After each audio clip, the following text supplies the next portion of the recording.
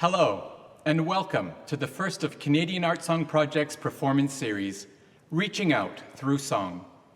A few years ago, we commissioned Abigail Richardson Schulte to compose a new work for the 2020 Jeunesse Musicale Canada Maureen Forrester Tour. Unfortunately, this work never received a full performance due to the cancellations from the pandemic. But today we are thrilled to present the premiere of the entire song cycle, Another Day. Here to tell us more about the genesis of these songs is the composer herself. Canadian Art Song Project approached me to write a song cycle using poetry written by children. Now, this poetry was created for a poetry contest in commemoration of World Refugee Day, and the contest was organized by the United Nations High Commissioner for Refugees in Toronto and Costi Immigrant Services. So several years of winning poems and honorable mentions were published in a collection. And so I looked through this collection, and first of all, it was absolutely remarkable. These were children writing about refugees and human rights issues, and imagining them and bringing them to life, really with so much compassion. And the poetry contest was from children as young as grade 4 to as old as grade 12. So I had a big job just to decide which poems to choose. Now, naturally, all of these poems were written by different students with very different voices, and so I decided to really embrace that and go with it. And so I came up with the idea of an arc of 6 poems that would tell the story collectively from a number of different angles about refugees, but would still have a direction.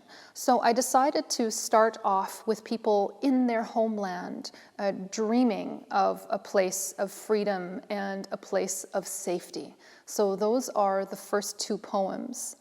And then the song cycle changes with a poem called The Comparison, where a little boy compares his life directly with a boy living in a war-torn country.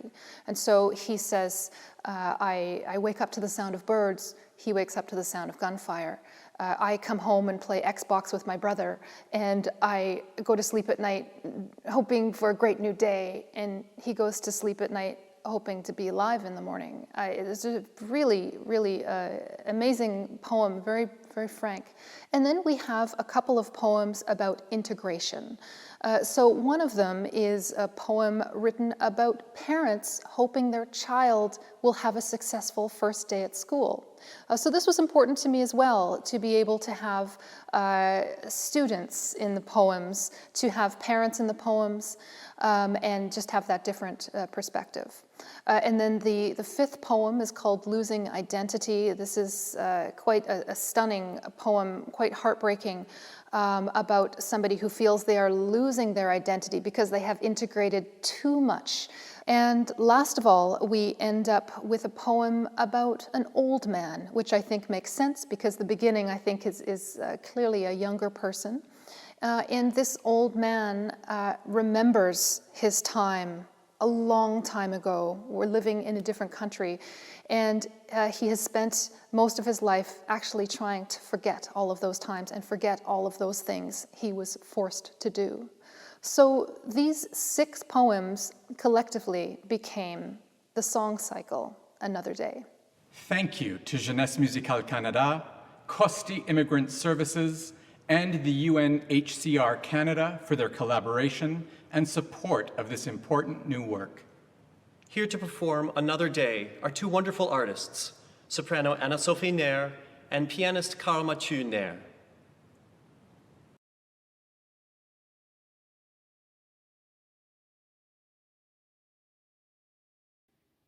I only want this misery and fear and pain to end. I only want a life at peace, surrounded by my friends. But that will be another day. Today I must remain within the madness of this place, in fear, hope, and pain. But always I hold up my head, imagining the day when I will be allowed to go, when I will fly away.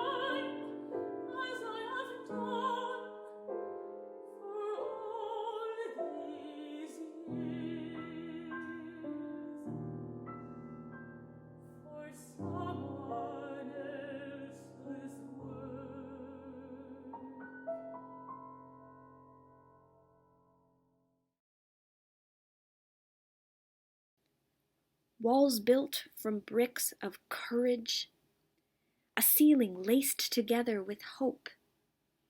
No windows or doors, only my eyes and ears.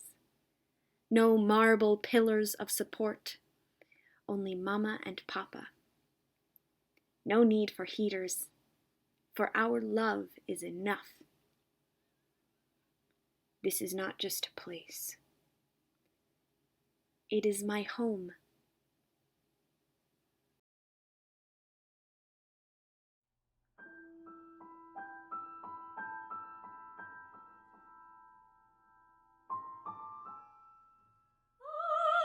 I come from a house of crumbling stone walls, where the ceiling stretches up to the stars in the sky. No windows or doors to speak of, no marble pillars of support, no safety or warmth. Only a place to stay. When I was young, I used to long for a house with four walls and a roof. Glass windows that let in the sunshine. Sunshine that kept out the wind. When I was young, I used to long for wooden doors and marble pillars and a heater to keep us warm. But time has passed, and I have grown. I no longer seek that feudal dream. For the battles still rage endlessly outside. I am safe. Wall built from bricks of courage, a ceiling laced together with hope. No windows or doors, only my eyes and ears. No marble pillars of support. Only Mama and Papa. No need for heaters, for love is enough. This is not just a place. It is my home.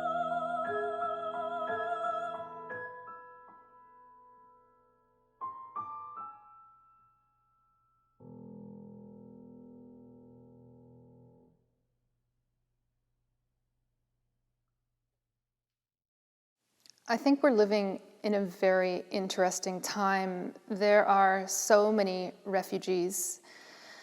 And, many of us welcome them into our society. And as we well know, many of us don't. And if there's some way that we can put ourselves in their shoes and understand their story, then maybe we can be more accepting.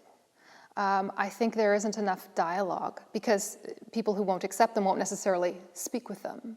And so to hear a work like this and to think, this is a child's perspective on a refugee and a child's perspective on human rights, we have to take this seriously. I think it's very important for us to give a voice to these people. I think the most important, though, is to make a platform for them to be able to express themselves freely. I think the next step is definitely to let them live and let them be and let them explain themselves how they went through these horrible things, and listen to them with open ears and open heart.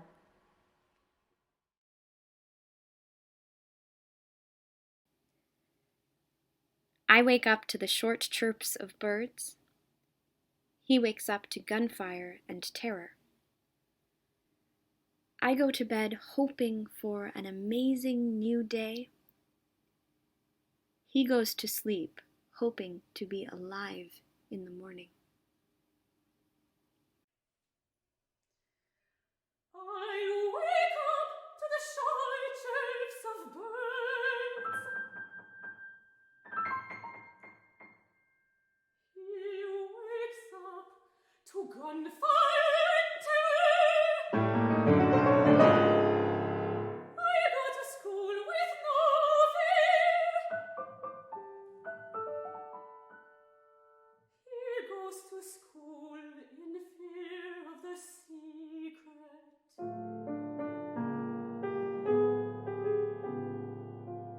I speak my mind free at recess.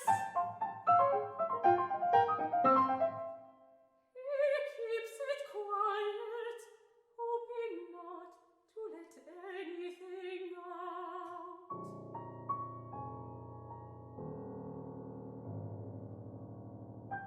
I think about what my parents are doing.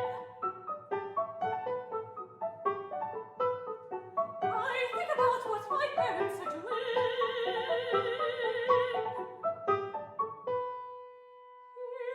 He's hoping to see his parents when he gets home.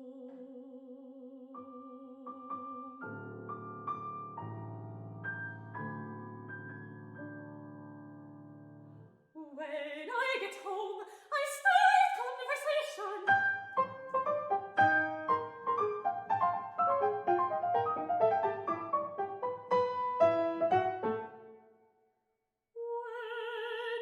When he gets home, there is complete silence.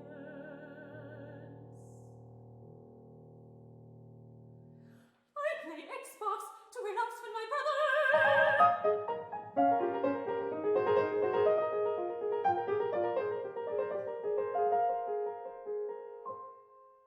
He hopes that nobody tells their secret.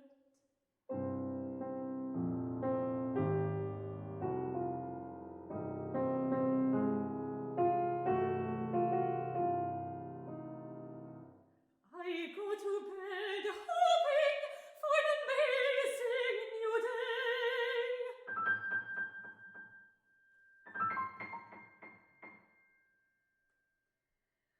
He goes to sleep hoping to be alive in the morning.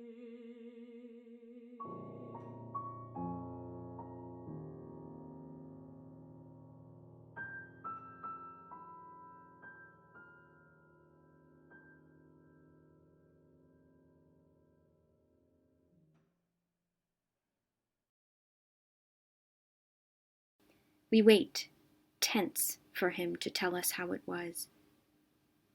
He gives a happy smile and says, simple, good.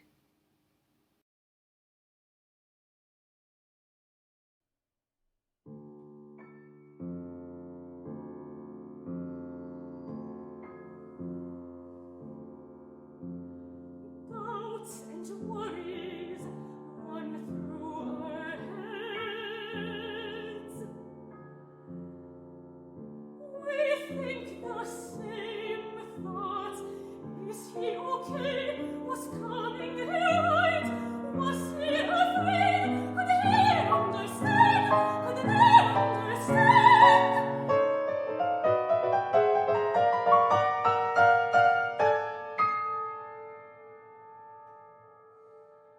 Finally, we go to pick him up from his first day.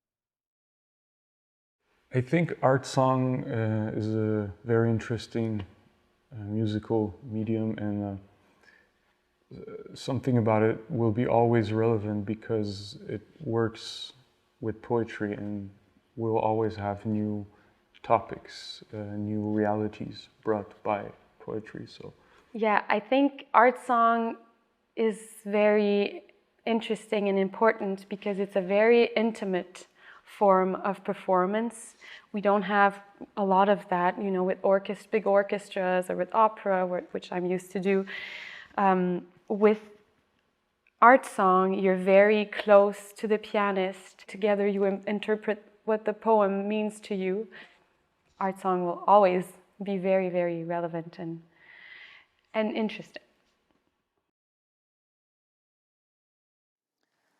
Using art song to reflect a difficult subject like human rights and refugees may seem a little bit strange. I mean, here's this very high art form, and we're talking about, very difficult struggles of life.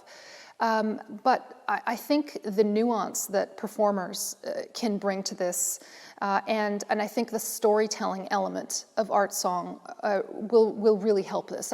For example, I find it much more suited than, say, a choir, because a solo singer can put in that emotion, can make us feel what it's like to be that person, to be that character. So I rely very much on the singers to tell the story, and I think art song is perfect for it.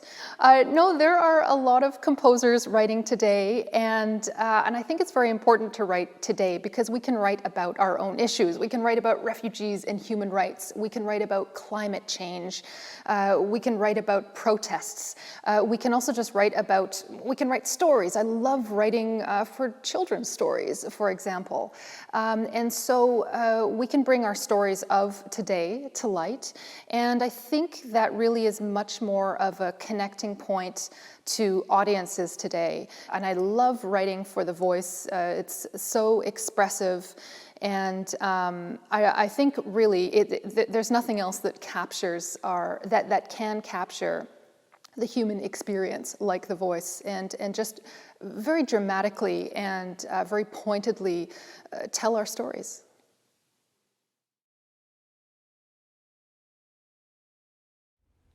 Slowly the color fades, and from head to toe I feel a bleach white silently seeping in. Who am I?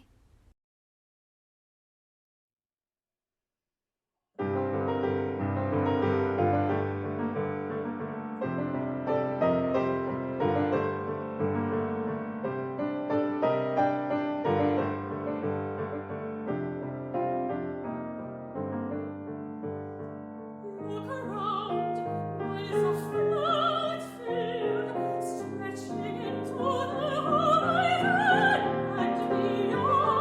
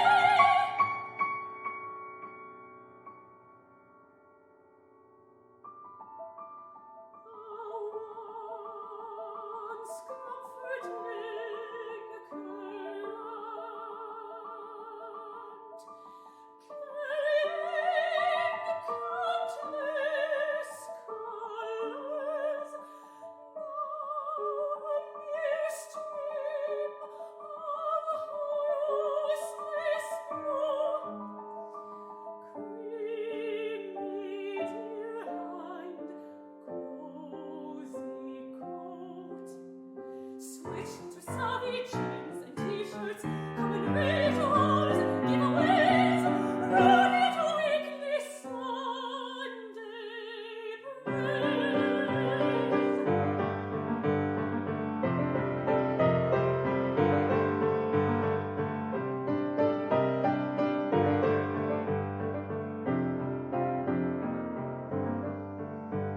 slowly the color fades, right from head to toe, we feel it.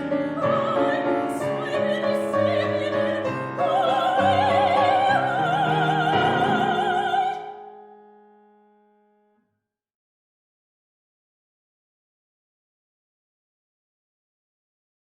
Part of this idea behind this poetry competition was to have children be compassionate and humanitarian leaders, and was to bring refugee and human rights issues into the classroom.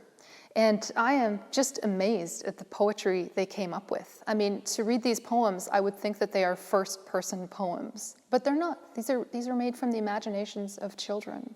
I would hope that a respect and an understanding and a willingness to put ourselves in someone else's shoes will bring about some change of attitude. I think it's incredibly touching to know that the poems were written by kids who tried to imagine what it was coming here to Canada. And it's incredible to see how sensitive they are to what others had to go through to come here. And I think they did a great job to grasp what it is, even though we can't really fully understand what those people went through. But it's incredibly interesting and very, very humbling to see how these kids saw the experience that their friends had coming here.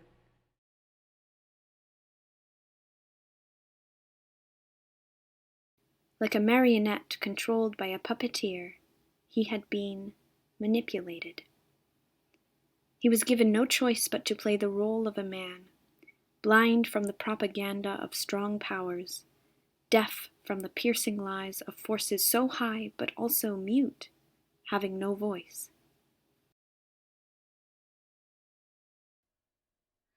Reeking of old fish and dried blood, he stands alone, bleeding to the bone, with a worn fishing rod, its shape etched into his callous palm, his one smooth face now buried in deep wrinkles, gazes at the distant horizon as he waits. With the jerk of a handle, he begins finding the reel, but pauses as he catches